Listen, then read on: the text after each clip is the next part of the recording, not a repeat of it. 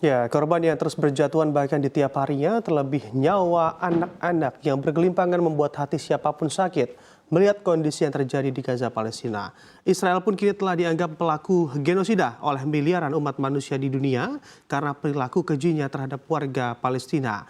Tapi karena perilaku kejinya tersebut dikabarkan kini Israel sedang berjibaku pula dengan kondisi negaranya yang terpantau merosot secara ekonomi akibat eskalasi konflik di Gaza yang terjadi. Lebih lengkapnya akan kita ulas bersama di siang hari di dalam senjata makan tuan ekonomi Israel babak belur. Nah, perang Gaza yang berkecamuk sejak 7 Oktober 2023 lalu masih terus memanas hingga hari ini. Bahkan per hari kemarin korban dari konflik ini telah menembus begitu ya, sebanyak 26.422 jiwa dan terus bertambah angkanya dari hari ke hari. Tapi hal yang perlu disoroti dari kondisi ini adalah di balik ganasnya Israel yang mengaku tidak akan berhenti melakukan serangan di Gaza, nyatanya kini ekonomi negara tersebut terpantau ambrol atau terjadi perlambatan, salah satunya tentu karena konflik yang terjadi. Mengamati data Badan Pusat Statistik atau BPS Israel pada 17 Desember 2023 menunjukkan bahwa ekonomi Israel pada kuartal keempat 2023 ini anjlok sebesar 2,6% ataupun 2,5% maksud kami untuk ekonomi dari Israel, dan di sini juga terindikasi akibat dari dampak negatif perang di Gaza. Diketahui pula banyak industri di sana yang saat ini terlihat menghentikan bisnisnya meski masih ada investasi baru dan lebih memilih untuk menghindari dampak negatif dari gejolak yang terjadi.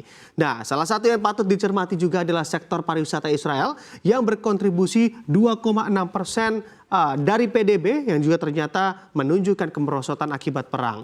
Di seluruh Israel, restoran, toko juga terlihat masih kosong sesaat setelah serangan Hamas ke Israel Selatan. Dan meletusnya perang di Gaza, banyak maskapai penerbangan yang memilih untuk menangguhkan sebagian besar penerbangan atau rute mereka ke Tel Aviv, Israel. Dari data pelaku pariwisata sudah banyak pula wisatawan yang membatalkan rencana mereka berkunjung ke Israel dengan alasan keamanan. Lalu sektor atau industri apa lagi di Israel yang juga anjlok akibat perang Gaza, kita lihat di slide selanjutnya. Nah, dari sini juga kita bisa lihat sektor apa lagi begitu atau industri apa lagi selain sektor pariwisata yang sudah merasakan dampak negatif dari peperangan, ternyata industri konstruksi dari Israel menyumbang 14% dari PDB Israel juga terhantam dari kondisi yang terjadi saat ini atau perang Gaza. Parahnya lagi di seluruh Israel, proyek konstruksi telah dihentikan sejak Oktober lalu dan Israel juga membekukan izin pekerja tanpa batas waktu bagi negara ataupun bagi warga negara Palestina yang merupakan 65 hingga 70% tenaga kerja di sektor konstruksi Israel.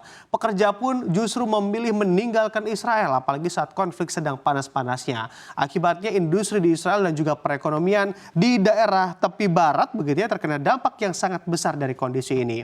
Krisis pekerja yang terjadi ini juga membuat Israel harus putar otak dan berencana mendatangkan pekerja dari China, lalu juga India, Moldova dan juga Sri Lanka. Tapi pertanyaannya, apakah para pekerja ini juga mau untuk diajak ke Israel? Karena memang bekerja di negara konflik memiliki resiko keamanan tersendiri tentunya di sana. Tentu juga tidak semudah itu menjaring pekerja dari luar negaranya saat kondisi perang masih panas hingga saat ini.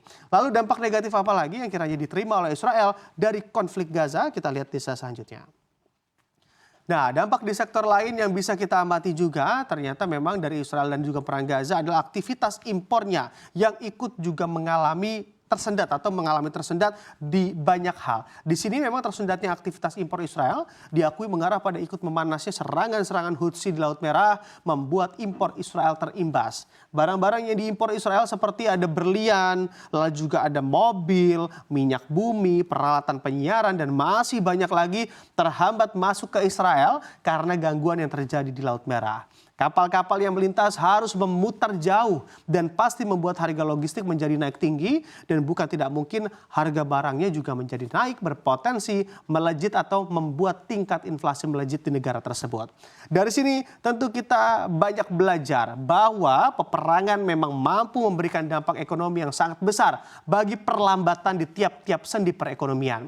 Dan juga dari kondisi ini pula kami turut mengapresiasi langkah pemerintah Indonesia yang berdiri tegak mendukung kemerdekaan Palestina dan terus mengecam aksi keji Israel sampai kapanpun hingga titik darah penghabisan.